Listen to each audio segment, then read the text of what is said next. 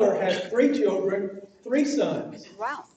My first nephew who got married, their first 2 children, sons. Then they were going to adopt. We said, all right, we'll get us a girl. They adopted 2 brothers. So we did not have a girl for like 3 generations. Finally, they did have a girl, and they named her Mara Ruth. That was what they named her. So I asked my sister-in-law, I said, do they really know what that means? And she didn't know. She questioned it also. So anyway. And finally, does anyone know what Boaz, Alabama was really known for about 30 years ago? It was great. It had a really nice outlet. It was one of the first places in the Southeast that had a factory outlet shopping center, shopping area. And they would bus people, you know how they bus people from here to Biloxi for the casinos? They had buses that ran from like Montgomery, Birmingham, Chattanooga, maybe even Atlanta, I don't know. They all went to Boaz. And the last time I was up there, it was like a ghost town. There's nothing there anymore. But that's Boaz. It's kind of, you know where Gunnersville is? It's just below Gunnersville, kind of around, close to Gadsden. But it's just a little hump in the road, and they became known for this big factory outlet thing. So now we have them on every town has a factory outlet. Y'all know Silver Sands is not a factory outlet, right? It's factory stores. Read the sign. Read the small print on the sign. It's factory stores, not a factory outlet. I used to work there. I know how they operate. They have sales, but anyway.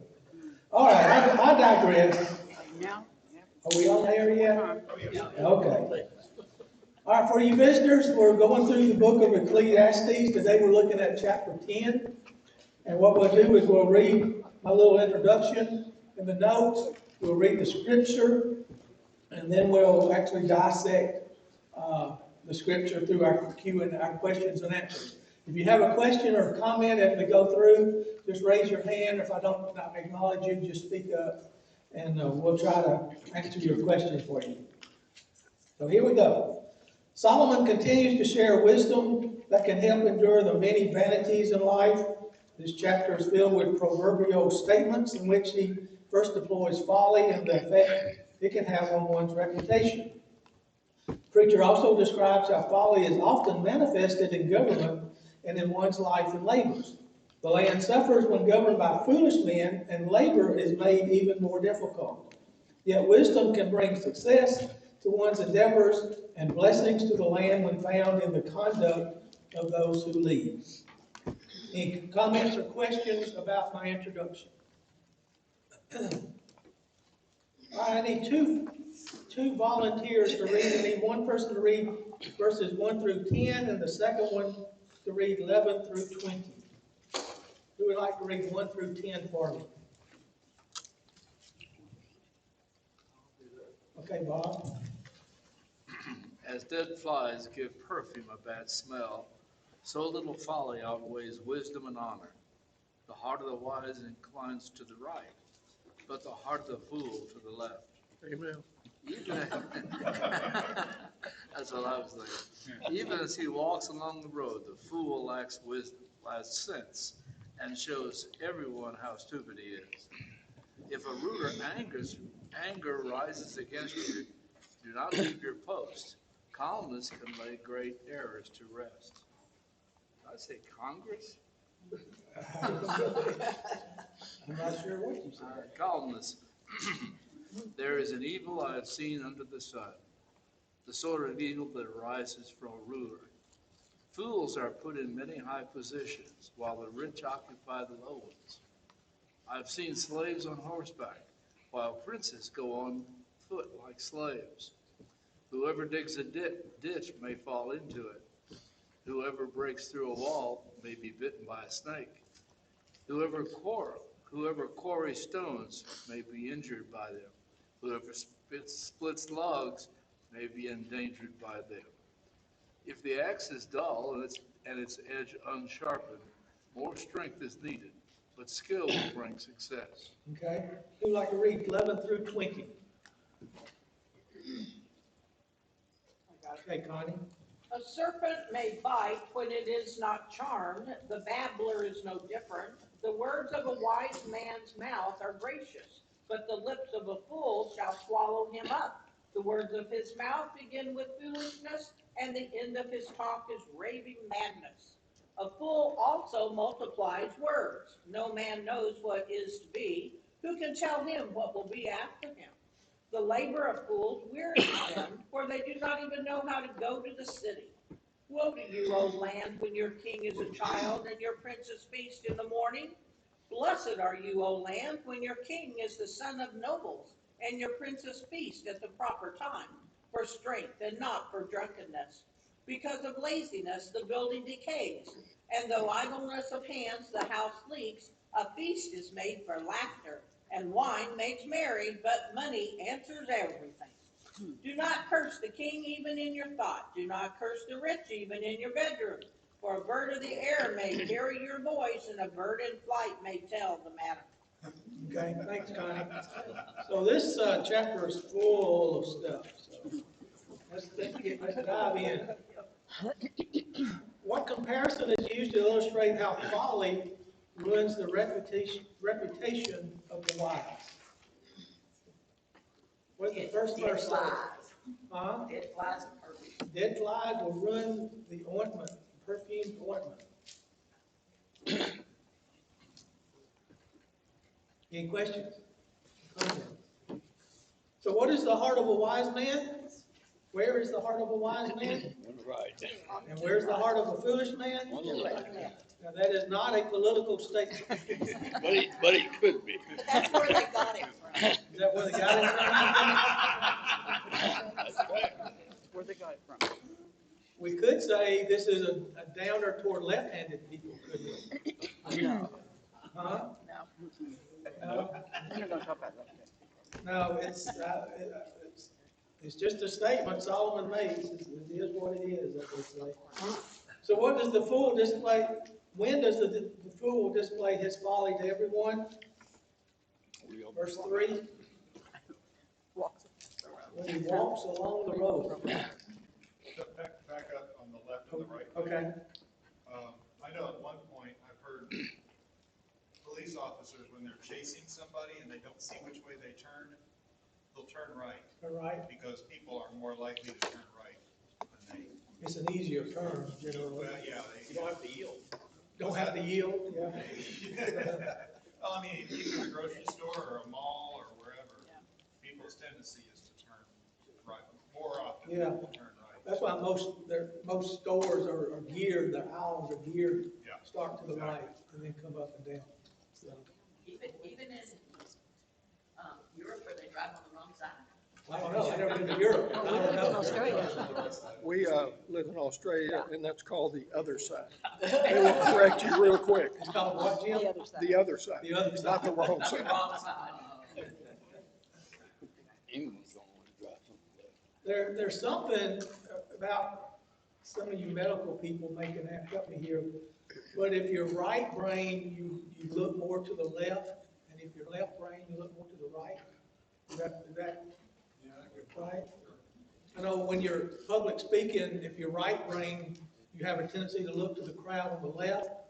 So you have to kind of keep that in mind and make sure you're sweeping the whole crowd, and vice versa. That's what I've heard. If you're right-handed, you're more likely left brain. Correct. That's your dominant side. All right.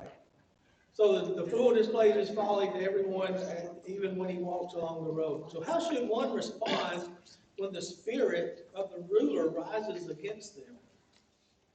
Don't take your toys and go home. All right. And some translations will say spirit. Instead of spirit, they'll say temper. How should we respond when the temper of the ruler rises against them? Lynn, on that previous verse, there's a saying, it's better to be thought a fool than to open your Open mouth mouth and be one. and remove all doubt. Yeah. And that's exactly where that comes from. Yeah. So anyway, how should we respond? Deborah, I'm sorry. Don't take the Calmness courage and stay steady on what we're required to do. Okay. Remain at your post, maintain your faithfulness.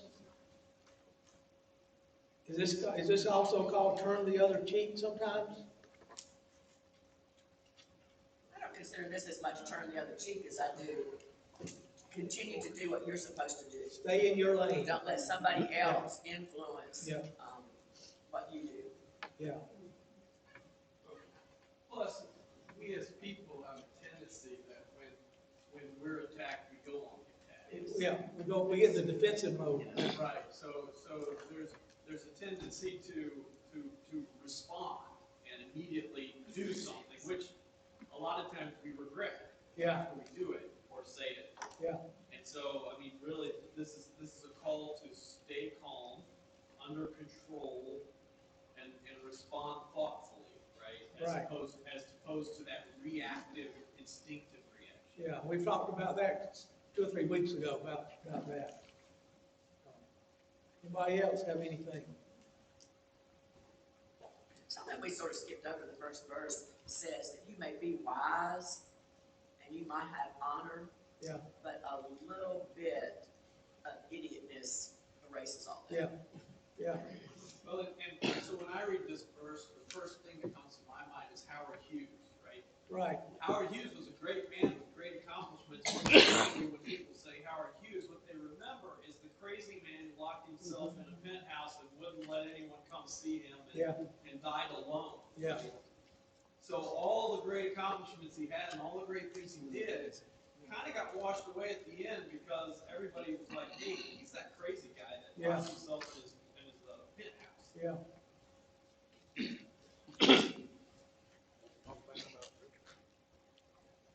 So what evil had the preacher seen under the sun pertaining to the government, verses 5, 6, and 7?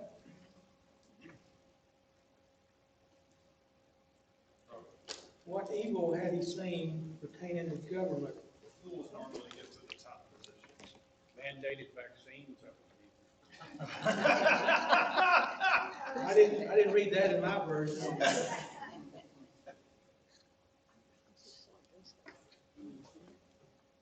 Error proceeding from the ruler. Folly set in great dignity while the rich are set in a lowly place. Servants on horses while princesses walk on the ground. You've heard the expression, you've been promoted to the level of your kind. Exactly. The Peter principle. Peterman's rule, or something like that. Peter principle. The principle, yeah. Peterman's.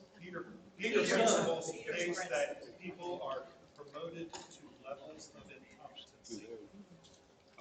They do real well in some of the lower positions, but they reach a level where they really don't know what they're doing. So they're not very creative, not very successful. Lynn, there's another book called Up the Down Ladder, Yeah. where you rise up those steps, Yeah. and you take one step too many. Yeah. So you have to be Same. careful. That's each what step. that's what that's based on. Same story. Yeah.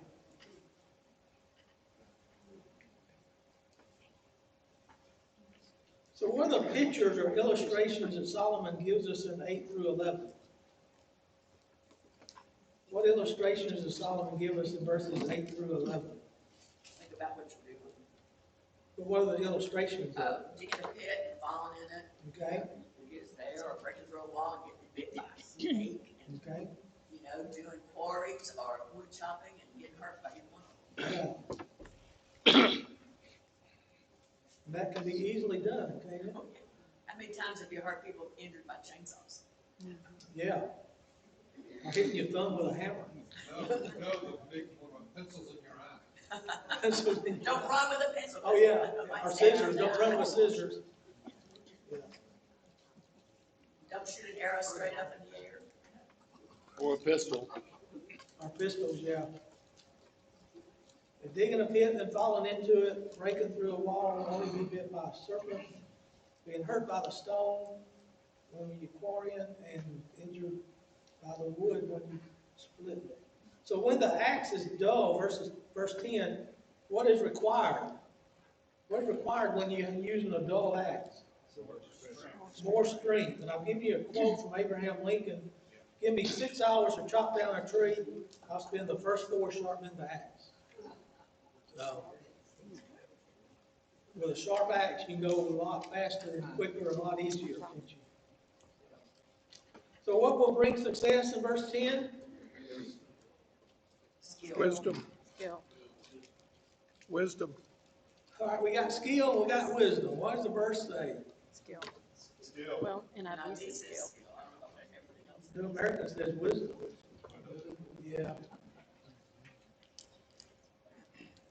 Wisdom will help you with your skill. And what is Skill wisdom? doesn't Tim? help you with your wisdom. We've talked before, what is wisdom? Applied knowledge. What, John? Applied knowledge. You know how to use the knowledge you have, is wisdom. Yeah, application of knowledge, shorten it up. So how can wisdom bring success? By knowing how to use that wisdom. So what is the message in verse 7? Verse 11. What is the message in verse 11? Don't be a snake charmer. Or be a really, really good one. Why is he saying, and the answer comes from verse 11, serpent that may bite when not charmed? They had snake charmers back I then. know. To make a snake charmer, generally when you see them in action on movies and all, they don't get bit, do they? They just charm them, the snake comes up, and then, I think he's just telling his teenage kid being a snake charmer is not a good career choice. Well, think about Balaam. He was promised great riches to curse the Israelites. yeah. And Balak told him after he got done, he said, "You didn't do anything I asked you, and you're not getting a penny from me." So, I mean, it's sort of the same thing. If you're messing with something that's not wise, it's not going to be of any benefit to you. Yeah, you may get away with it Once. once or twice, a few times, but like it says here, at some point, it's gonna come back to bite you. Yeah, I read it a little differently. I thought it was like the snake charmer didn't do his job, right? If the snake charmer charms a snake, the snake will bite, Right. and he gets paid. Right. But if the snake bites, then the snake charmer didn't do his job, so you're not gonna pay him. Yeah. I guess he gets He paid, but did not that his as the life. person who was supposed to pay him. I think the next verse kind of tells you what he's talking about. It's words from the mouth of the wise and gracious. Exactly. That's the next question. So I think that what he's talking about here when he says, he's talking about let your words be gracious. In other words, let those words be charming to people. Yeah, Some people talk a good talk. yeah, That's what he's talking about. yeah. And Rob, you could be right as far as the practical sense of it, but I think the spiritual message is, like we're talking about, just be careful, because you may get away with something for a while, but it's gonna come back to bite you. Any other thoughts?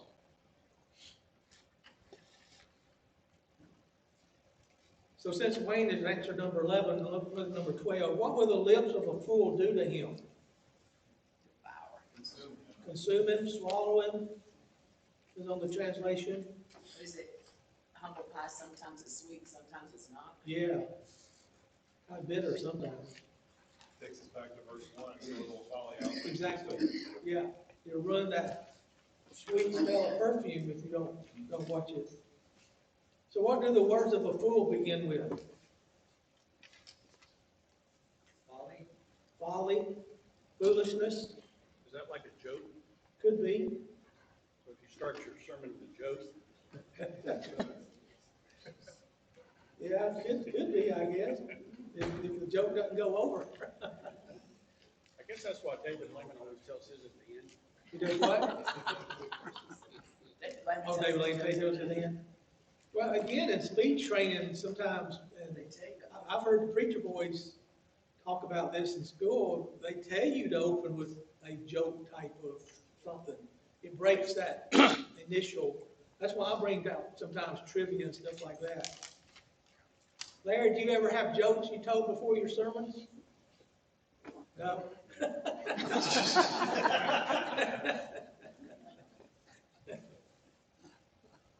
So these words of a fool, how do they end? They start with foolishness, and how do they end? Madness. Madness. Wicked madness. Raving wicked madness. People pass off what you say as, really? And after Yeah. a while, they begin to think, you're an idiot, and then they think you're crazy. They learn. So verses 14 and 15, what else is said about a fool? They think they can tell the future. Use a lot of words. All right, someone said he uses a lot of words. The fool multiplies words. What does that mean? Talks too much. I don't want to say because I might talk. So, you know, Probably. I forget what the saying was, one of Abraham Lincoln's sayings was something to do with remembering your own lies, you're going to forget. You sit there and talk so much about a lie, you don't even remember what you've said. I can't remember what his saying was. I don't know his saying, but they say that about lying. Yeah. You keep telling lies, you don't remember what you told. Yeah. So. Yeah. There's a much better saying. I can't remember what it was. Larry? Children, when they do something really bad, and you say, "Why did you do that?" Yeah. It's amazing how many explanations. They come up with all kinds of stories, can't they? No man has a good enough memory to be a successful liar. That's what it was. Thank you. Oh, okay. That's And what people do nowadays is, like the verse says, they just use a lot of words not to answer your question. Does anybody ever see that happen? You've heard political speeches like Politicians that. do that. I didn't say they were political. I was saying. But you know when someone else, who can tell someone else what will happen after them? You don't know what's going on. There's Yeah. Confusion. Yeah. You can tell by confusion. And that's what they're trying God to is do. not a God of confusion. Exactly.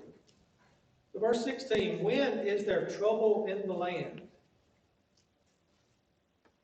When is there trouble in the land?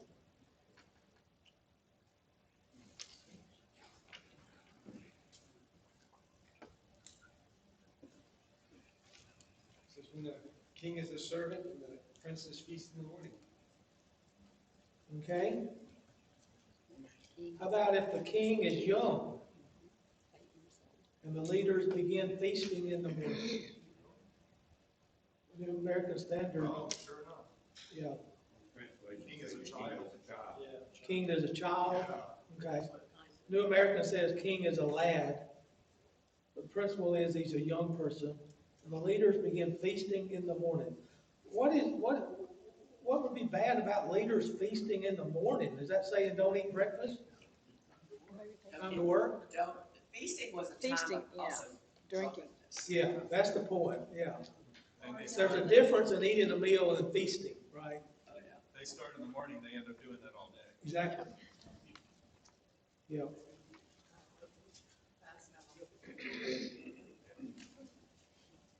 So is it always bad that a king or ruler is young? How old was King Tut? 8 or 9, wasn't it? 8 or 9. He was like 12 when he died or something like that. About 8 or 9 when he took over. No, it's not always wrong that the king is young, but Think about What- Xerxes. yeah. They feasted for days and he said Yeah. stupid stuff. And I think the point is, and we talked about it earlier, with age comes that wisdom. And if the king is young, he may not fully understand what his responsibilities are and what he needs to do. So, Plus, youth can be easily manipulated. exactly. more easily. And when I read this verse, that's kind of what I'm seeing with the next part being about princes feasting in the morning. Right. To me, that's painting a picture of someone who's young, easily manipulated, and the people around him who are supposed to be supporting him and giving him good advice Right. is actually saying, hey, king, let's all start the feast this morning. Yeah. And so to me, I see it more as a picture of the young person who's being manipulated by evil advisors, and it's causing the entire kingdom grief because the leadership is bad. That's the way I kind of look at this. Yeah, because he doesn't have the wisdom to know the difference. Right. Too bad Solomon's son didn't read that. You want to say something, David? I thought I heard you, saw you, Jim? I wonder how that had an effect on the United States and other countries setting an age minimum for your leader. Could be, yeah. What is it, the president has to be? 35. Yeah. At the time of the day of the election. Can you imagine an 18-year-old? Yeah, really. I know how I would have. I know how I was at 18. I didn't know dilly. I thought I did. Exactly right. Yeah. Actually, 18, you think you know all. I like how the message part of the Bible puts it. Yeah, what does it say? Lucky the land whose king is mature, where the princes behave themselves and don't drink themselves silly. Yeah. You use the word mature, which is a good word. Yeah. Yeah. Sounds better than old. Thank you. It sounds better than the word old. The word mature. Yeah. So when is the land blessed? Number 17 for verse 17. We've kind of alluded to it. Well, this is a king who was brought up in service to the country and understood, got to see the backroom machinations and understands what diplomacy is all about. Yeah, he sees, or has seen what's been going on, how probably his father made decisions, how maybe he interacted with his Knights of the Round Table type of people, like Shane was talking about, who his influencers were. This is a good argument for parents bring up your children in the Lord. Exactly. Because you don't bring them up teaching them. We've seen plenty of examples. We're seeing the results of that today. So, yeah. Always have. Yeah. So what is evidence of laziness and idleness? Verse 18. Rafters sag and house leaks. Do what, Shane? The rafters sag and the house Yeah. Decaying buildings, leaking houses, rafters are sagging. Okay, so I'm working on a house.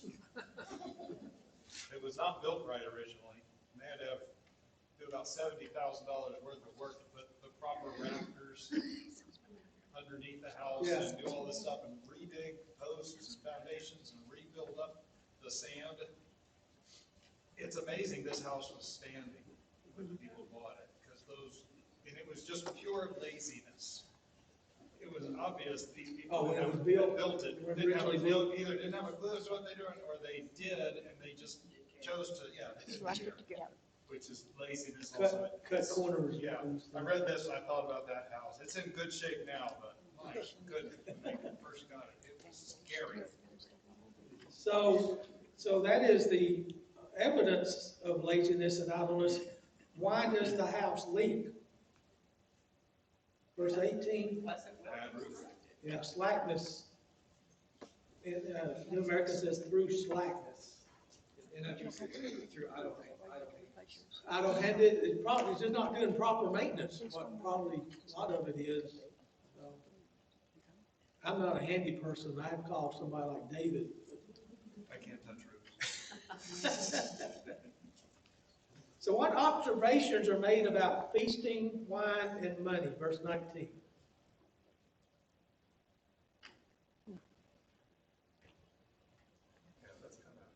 What observations are made about feasting, wine, and money? Verse 19. Feast is for laughter, wine is for merry, wine like merry, and money is the answer for everything. Okay. I'm going to dig in on the statement, money is the answer to everything. Good. My question is, why is money the answer to everything? I thought money was the root of evil and all that jazz. No, Love it. But even at that, though, we got to have money to survive, to today. Here it says money that makes the world go around. Okay? What's wrong with that? Part of what I've got, that says that some of this is an indication based on the previous two verses to work hard. Okay? And then you will have the ability to keep your roof from leaking and your rafters from sagging. Yeah. And by working, it's talking about a vocation where you bring in money so you can pay for these expenses, these problems, or you pay someone else to fix the problem. Is it an observation of kind of the conventional wisdom of the day? It's like, this is what people think. Is it an observation that he's making? You know, just like when we talk about, like, you know, not to be political, but just in general, right? We talk about how our politicians think, you know, that money is the answer to everything. Right. If we just have more money, right? More taxes. Yeah. So, you know, because the other thing we've said, like, money can't buy happiness, right? A lot of money is all evil. Yeah. You can have all the money in the world and still be poor. And lonely. Yeah. So, yeah. So we know that money is not the answer to everything. That's true. Yeah. Jim? That our government believe that? Because we're going away from that working part. Well, yeah, we don't believe in the working part anymore. Yeah. It also goes back to pay me now or pay me later, because usually the payment later is going to cost you more. So with yeah. proper planning. Yeah. Will, like this house David's working on. and If that's it had where been I'm built coming from. properly, it probably would not need David right now. Exactly. And that's why I think those two verses go together in a sense, because if your rafters are sagging and your roof is leaking, you're going to need money to fix it. Yeah. And I think part of the lesson here is also the person who's idle and lazy doesn't do the work to get the money to fix the roof, and that's why it leaks. And so to me, these two verses kind of go hand in hand with each other. Yeah. Oh, yeah. In sense, this statement about money is the answer for everything, but you need money to live, and to get money, you need to work. Yeah. And therefore, if you're lazy and idle, you end up with a leaky roof and bad rafters. So Yeah. To me, it's kind of a circular. Yeah, it's a working together. sort of like a catch-22 in a way. In a way. Because you gotta have it all. Pay for a house inspection before you buy. I'm sorry? What did you say, Jan? Pay for your house to be inspected before you buy. Yeah, exactly. That doesn't always work. That doesn't always help. No, it doesn't. It does. Wayne? You might get it cheaper though. I was just gonna say that maybe what they're talking about here when they talk about money is not necessarily what we think of as money, because we think of as these bills that Right. we use. And maybe what money is more of value, something that's of value. And usually the way you get something of value is you work for it. And so really money just represents effort. Yeah. You know, effort on your part to have done something. Yeah. And so it's, In the first century, there was probably a lot of bartering going on. yeah. Well, even before, this is prior to the first century. I would think that's not quite accurate, because, I mean, look at the 3 pieces of paper behind us.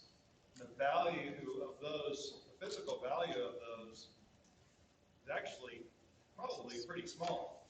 A few markers and paper, but. I would disagree. But yeah, I guess the value of them is so much greater to the people that they're written to and to the rest of our hearts. So, okay, yeah, I'll go with you.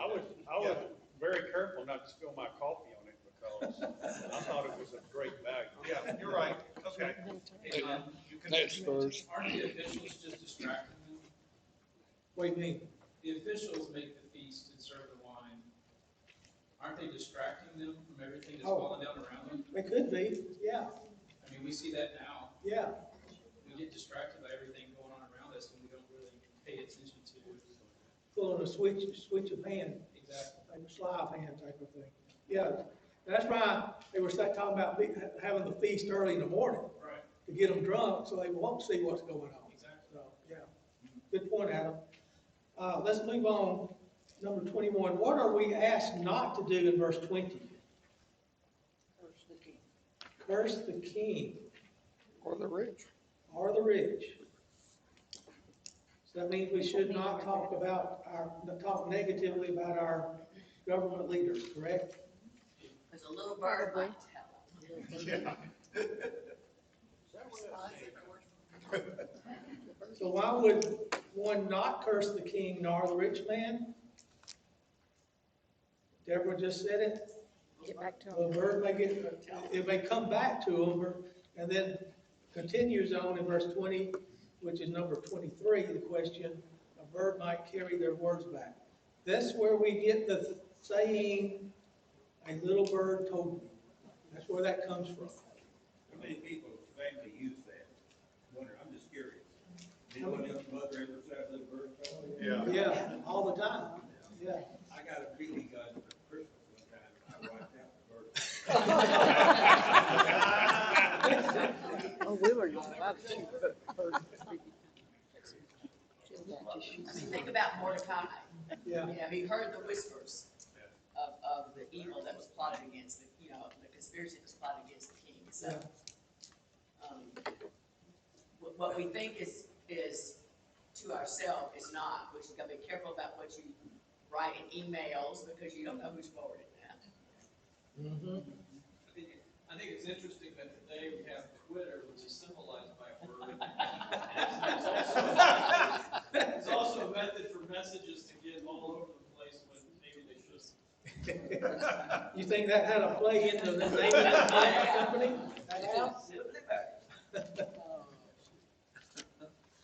So true wisdom may be one of those things that is hard to define but clearly recognized when seen. God in chapter 10 of Solomon's Journal provides us with no fewer than 16 examples of wisdom. For most of us, we're impacted the most by object lessons and illustrations, and when those really land, the lesson itself will also sink in. In the middle of chapter 10, Solomon begins to teach using Proverbs. However, these Proverbs each have a vivid picture embedded in them. Through these pictures, Solomon teaches us a series of lessons. And if we were going to tweet in 140 characters, chapter 10, we would say, a little folly spoils wisdom. Whoever digs a pit will fall into it. The lips of a fool consume him, and through laziness the roof leaks. Any questions, comments about chapter 10? We think about a pit, digging a pit as literal, what my mother used to say. If they will talk to you about somebody else behind their back, they will talk about you behind your back. Yeah, exactly.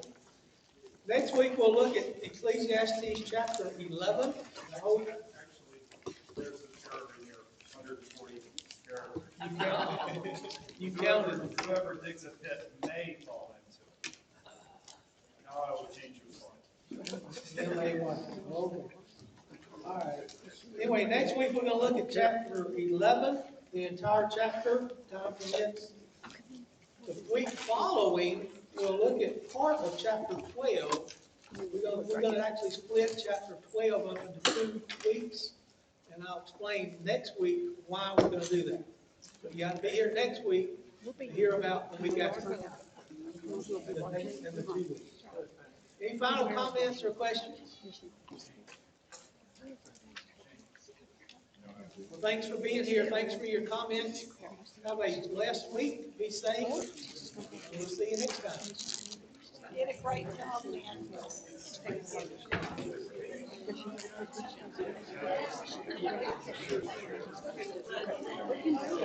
Yeah, and then she'll be back, and then she'll get ready for that.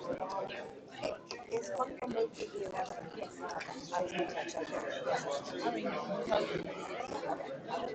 and what is this song? That's our home group, we call it Travel. So what is that? Well, it's just a home group. Well, just people that, it's called Travelers because it's an old, and we get to travel a lot, so they anyway, home group, we get together, you did, and then we have a social thing, short, short devotion, chat thing. Now we bring it up. I already